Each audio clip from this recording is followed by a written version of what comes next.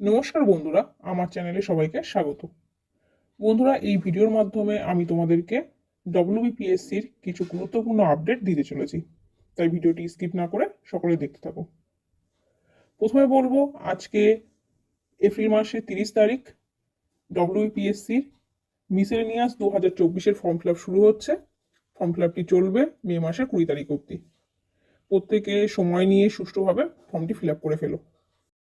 এরপর বলবো, miscellaneous men's পরীক্ষার রেজাল্ট কবে আসবে। মিসেলেনিয়াস মেন্স পরীক্ষার রেজাল্ট আসবে মে অথবা জুন মাস নাগাদ। এরপর বলবো, ক্লার্কশিপের রেজাল্ট কবে আসবে। বন্ধুরা, ক্লার্কশিপের রেজাল্ট আশা করা যায় আগস্ট মাসে চলে আসবে। এরপর যদি খুব দেরি হয় তাহলে সেপ্টেম্বর মাসের প্রথম সপ্তাহ, কিন্তু পুজোর আগে অবশ্যই রেজাল্ট আসবে।